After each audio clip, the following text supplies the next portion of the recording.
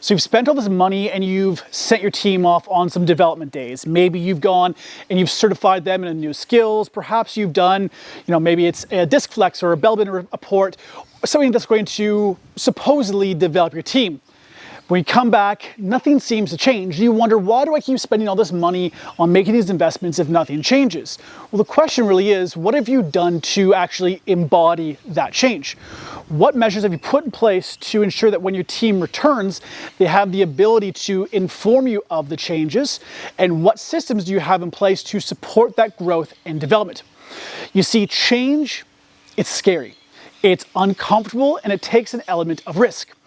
And this is where far too many organizations fail when it comes to team development or individual development within their organization.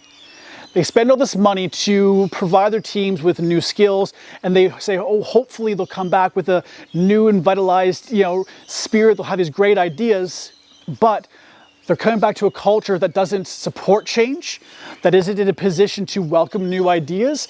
And the answer from the manager is, play catch up on your emails. Let's book a meeting in the next couple of weeks to go over your ideas. But by that point, that team member has lost all that spirit. They've lost all that energy. They've realized that nothing's going to change. And those few days off site were really a waste of money that could have been better invested somewhere that could have actually made an impact within the organization. So what can you do to actually ensure that your investments are going to bring you an ROI? Firstly, you need to make time after the events to ensure that you can discuss changes and discuss plans, and then make a plan moving forward on how to implement these new ideas. You need to be receptive to change. So if you're sending team members away on a team building day, one of our leadership workshops or retreats, or maybe you're sending someone off to get certified in something, once you've booked that in, then start booking in the follow-up appointments. Day one, before you even do your emails, I want you to sit down, I want you to tell me what you learned, and I want 3 key items that you think we can implement, how that's going to work, and what that looks like, and what do you need from me to achieve that. And then have a meeting reminder 5 days later, say, hey, where are you up to in this process? You need to support your team by developing that space where they can bring you these ideas and to be receptive of change.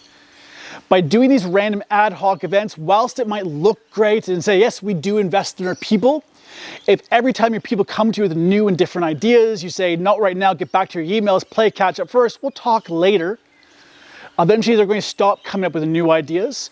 They're going to stop actually listening to what's being taught in these programs, because they know it doesn't matter how amazing the session is or how good the information is, the organization's not receptive to change and simply a waste of time, and they're just going to enjoy being out of the office for a couple of days. If you're serious about making a change within your culture, within your team, make sure you reach out to us at Premier Team Building. We'd love to support you by developing a plan to make calculated, ongoing development for your team to ensure that your investment is protected. Remember, you got this.